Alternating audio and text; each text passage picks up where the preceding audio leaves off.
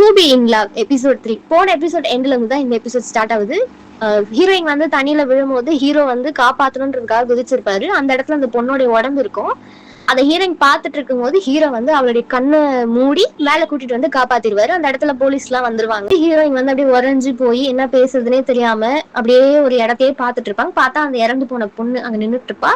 அப்படியே ஹீரோயின் பார்த்துட்டு அப்படியே அவ மறைஞ்சு போயிடுவா. அப்ப அங்க வந்து நமக்கு ஒரு சின்ன பிளாஷ்பேக் காட்டுறாங்க. என்னன்னா மாடலிங் பண்ற ஒரு கேர்ள்னு சொன்னல, அந்த பொண்ணு வந்து என்ன பண்ணிருப்பானா, இவ பண்ணது எல்லாமே நான் தான் பண்ணேன், இது என்னோடதுன்னு சொல்லி அவ ஒரு பேர் வாங்கி அவளுக்குன்னு ஒரு அங்கீகாரத்தை வச்சிருப்பா. இந்த பொண்ணு வந்து இதுக்காக நான் எவ்வளவு கஷ்டப்பட்டிருக்கேன் தெரியுமா, இது என் வாழ்க்கை தெரியுமா, அப்படி இப்படின்னு சொல்லிட்டு நான் கண்டிப்பா ப்ரூவ் பண்ணுவேன் எல்லாருக்கும், இது என்னோடது, நீ ஏமாத்திட்ட அப்படின்னு சொன்னானே இவங்க ரெண்டு பேருக்குள்ள ஒரு சண்டை வந்து என்ன ஆயிடுது, இந்த பொண்ணு அந்த பொண்ணை கொன்னுட்டு இந்த மாதிரி தனி உள்ள இருந்து தள்ளி விட்டு இது பண்ணிருக்கா. இதெல்லாம் அவளுக்கு தெரிய வருது.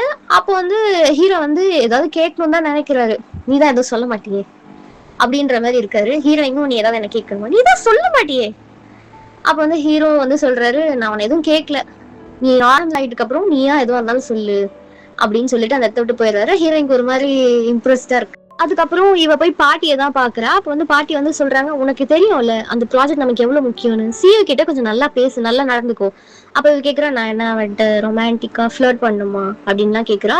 அப்ப வந்து பாட்டி சொல்றாங்க, மேபி தேவைப்பட்டுச்சுன்னா மேபி மேரேஜ் கூட இது பண்ணலாம், ஏன்னா உன்னோட கதை எல்லாருக்குமே தெரியும், அது ஒரு ரூமர்.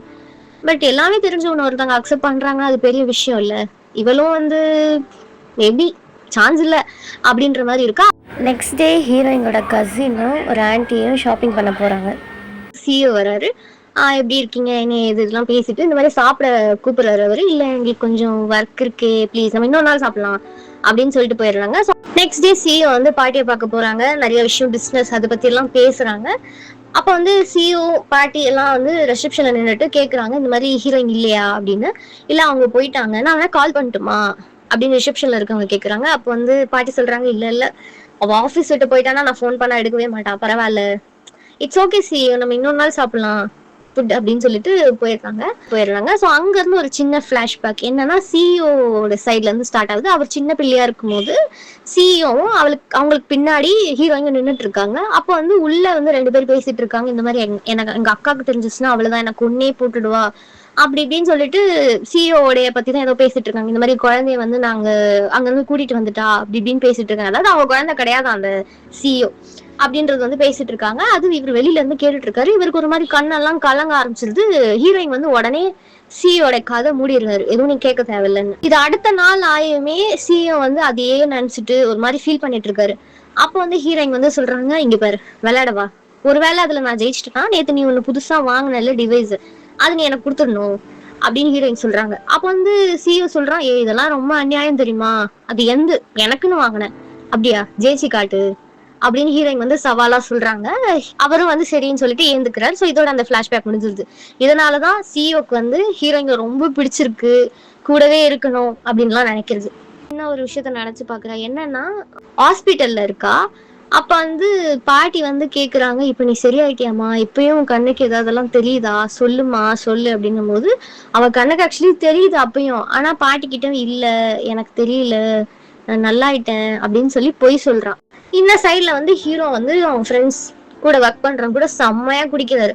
பார்த்தா அது ஆப்போசிட் டேபிள்ல தான் வந்து ஹீரோயிங்க இருக்காங்க. ஃப்ரெண்ட்ஸ் எல்லாம் சொல்றாங்க, நீ வா இங்க குடிக்கலாம், இல்ல நாங்க வரோம் ஒன்னா சேர்ந்து குடிக்கலாம், ஏன் தனியா இருக்க அப்படின்னு சொல்லிட்டு நாங்க வரோம் அப்படின்னு ஏந்து போறாங்க. ஹீரோயின் வந்து தடுத்துருக்கான், நீங்க ஒண்ணும் வர தேவையில்ல, அங்கேயே இருங்க அப்படின்னு சொல்லிடுறாங்க. ஹீரோ வந்து கேக்குறாரு, என்ன பிரச்சனை, ஏன் தனியா இருக்க, நான் தனியா இருக்கணும்ன்றதுக்காக தான் இந்த டேபிள் எல்லாம் நான் புக் பண்ணேன், என்னோட சொந்த காசுல புக் பண்ணது, யாரும் என் கிட்ட வர வேணாம் அப்படின்னு சொல்ற. ஹீரோ வந்து காசு இருக்குன்னு பண்ணு அப்படின்ட்டுறாரு. ரொம்ப நேரம் ஹீரோயின் குடிக்கிறாங்க. ஆனா தனியாவே உட்காந்துட்டு இருக்காங்களா, ஹீரோக்கு ஒரு மாதிரி ஆயிடுது. சரின்னு சொல்லிட்டு அவருடைய பாட்டில் எடுத்துட்டு அவர் போய் ஹீரோயின் பக்கத்துல போய் உட்காந்துக்கிறாரு. அப்ப கூட ஹீரோயின் சொல்ற, அங்கேயே இரு, கொஞ்சம் கிட்ட வராத. சரி அவர் போனதை பார்த்து அவங்க ஃப்ரெண்ட்ஸும் வந்து உட்காந்துக்கிறாங்க. என்ன பிரச்சனை, குடிக்கிற அளவுக்கு என்ன பிரச்சனை அப்படின்னு சொல்றாங்க. ஹீரோயின் வந்து அதெல்லாம் கண்டுக்கவே இல்லை, நான் குடிப்பேன் அவ்வளவுதான் அப்படின்னு சொல்லிட்டு அவங்க வந்து ஒரு பவுல் ஃபுல்லா ஊத்தி குடிக்கிறாங்க. ஹீரோ வந்து இவ்வளவு எல்லாம் குடிச்சா அவ்வளவுதான் உடம்பு கெட்டு போயிடும். ஹீரோயின் வந்து டென்ஷன் ஆகி குடிச்ச போதெல்லாம் ஓவர் ஆகி என்ன ஆகும், என்ன ஆல்ரெடி என் ஸ்கின் பாத்தியா இப்படிதான் இருக்கு அப்படி இப்படின்னு சொல்லிட்டு கையில இருந்த கிளவுஸ கழட்டிடுறாங்க. போதும் இல்ல, கழட்டினதும் இல்லாம ஹீரோவோட ஷர்ட்டை பிடிச்சி நல்லா ஆட்டி குலுக்கி அந்த ட்ரெஸ்ஸையே கிழிச்சுட்டு அந்த இடத்த விட்டு போயிடுறாங்க. அதுல இருந்து மார்னிங் வந்துருது. ஹீரோயின் வந்து அவங்க வீட்டுலதான் இருக்காங்க. ஹீரோ கையில கிழிஞ்ச ட்ரெஸ் இருந்தது, ஹீரோயின் கையில தான் இருக்கு.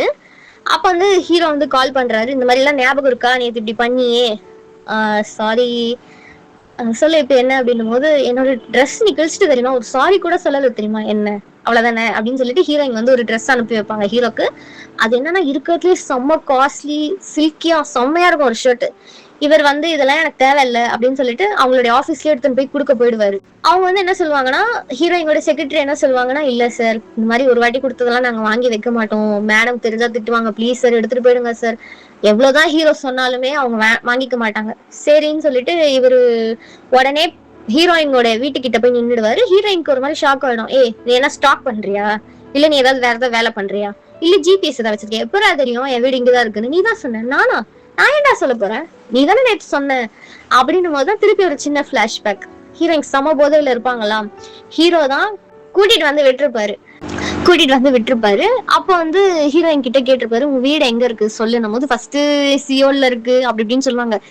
போனோமா ப்ளீஸ்மா வீடு எங்க இருக்குன்னு சொல்லணும்னே அவங்களும் சொல்லிடுவாங்க. அது ஹீரோயினுக்கு ஞாபகம் வந்து, ஐயோ நானா சொல்லிட்டேனா, சரி இப்போ எதுக்கு வந்த அப்படின்னும் போது அப்பதான் சொல்றான், இந்த மாதிரி நீ நேத்து கிளவுஸ் விட்டுட்டு போயிட்ட, பிளஸ் இந்த ட்ரெஸ் நீ கொடுத்தல எனக்கு இது வேணாம் அப்படின்னு சொல்லிட்டு அவங்க நின்றுட்டு இருப்பான். ஹீரோயின் வந்து இப்ப என்ன உனக்கு கொடுக்கணும் அவ்வளவுதானே, அங்கேயே வச்சுட்டு போ நான் எடுத்துக்கிறேன் அப்படின்னு சொல்லுவான். அப்பதான் வந்து ஹீரோயினுக்கு ஞாபகம் வரும், ஒருவேளை இவனை நான் தொட்டேனா அப்படின்னும் போது திருப்பி ஒரு சின்ன பிளாஷ்பேக். என்னன்னா ஹீரோயின் வந்து கேப்காக வெயிட் பண்ணிட்டு இருப்பாங்க. அப்போ வந்து ஹீரோ வந்து ஹீரோயின் கைய புடிச்சிருப்பாரு. ஐயோ அப்படின்னு சொல்லிட்டு திருப்பி குடுக்குன்னு இரு இரு இரு இரு உன்ட்ட கொஞ்சம் பேசணும் அப்படின்னு சொல்லிட்டு ஹீரோ ஸ்டாப் பண்ணிட்டு ரெண்டு பேரும் உள்ள போறாங்க, வீடு உள்ள போறாங்க. அவனுக்கே ஒண்ணுமே புரியல, என்னடா நடக்குது இங்க, இப்ப நீ ஓகேவா அப்படின்னு கேட்கும்போது ஹீரோ ஓகே ஓகே. அப்ப வந்து ஒரு குட்டி பையனோட இது கேக்குது சவுண்டு. அவர் பாக்குறாரு ஒரு பையனை, யார் இவன், இவன் எங்க இருக்கான், நீ தனியா தானே இருக்கேன்னு சொன்ன, யாரு, தோ அந்த பையன்.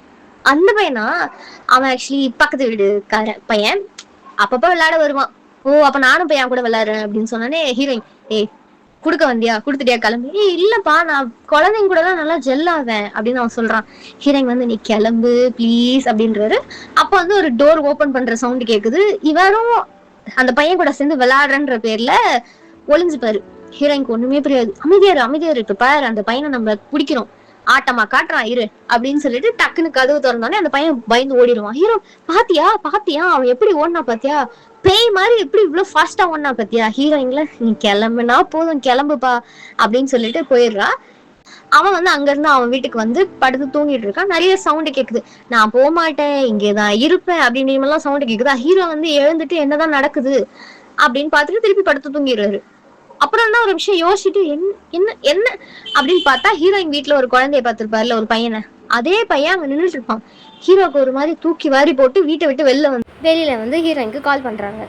அவளுக்கு வந்து கால் பண்ணி இந்த மாதிரி அவளுக்கு உடம்பெல்லாம் நடுங்குது, இந்த மாதிரி அந்த பையன் இருக்கான், ப்ளீஸ் என்னை விட்டு போகாத என் கூடயே இரு இரு இரு இரு அப்படின்னு சொல்லிட்டு அந்த பொண்ணுகிட்ட ரொம்ப பயப்படுறாரு, கெஞ்சுறாரு. இந்த பொண்ணும் சரி ஒன்னும் இல்ல நான் இருக்கேன்ல, ஒன்னும் பக்கம்லாம் வராது, வா வீட்டுல என்னதான் இருக்குன்னு போய் பாக்கலாம் அப்படின்னு சொல்லிட்டு இவன் வந்து பயந்துட்டே வரான் ஹீரோ.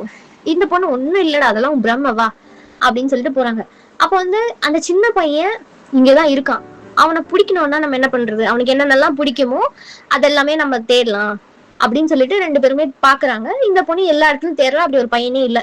இவன் வந்து காரை வச்சுட்டு என்னென்னலாம் பிடிக்குமோ அதெல்லாம் வச்சு தேடிட்டு இருக்கான். அந்த பொண்ணுகிட்ட அவன் கேக்குறான், பசங்களுக்கு வேற எதெல்லாம் ரொம்ப பிடிக்கும், உப்பு மூட்டை ஏறுறதுன்னா ரொம்ப பிடிக்கும் நிஜமாவா அப்படின்னு சொல்லிட்டு அந்த போன் அவன் யதார்த்தமா மிரர் பக்கமா திருப்புறா. பார்த்தா ஹீரோ அல்லறி அடிச்சுட்டு ஐயோ இறங்குடா டே விட்டுடான்னு கத்துறான். ஏன்னா அந்த மிரர்ல அந்த பையன் ஹீரோ மேல உப்பு மூட்டை ஏறி இருக்க மாதிரி காமிச்சிருப்பாங்க. இந்த பொண்ணுக்கு ஒண்ணுமே புரியல, டேய் என்னடா பிரச்சனை, என்ன ஆச்சு சொல்லுனோடனே ஹீரோ வந்து பயந்து கத்துறாரு, ஹீரோ பெறல்றாரு உள்றாரு. அவருக்கு ஒண்ணுமே புரியல, இறங்குடா ப்ளீஸ்டா அப்படின்னு சொல்றாரு. சோ அதோடதான் இந்த எபிசோட் முடியுது.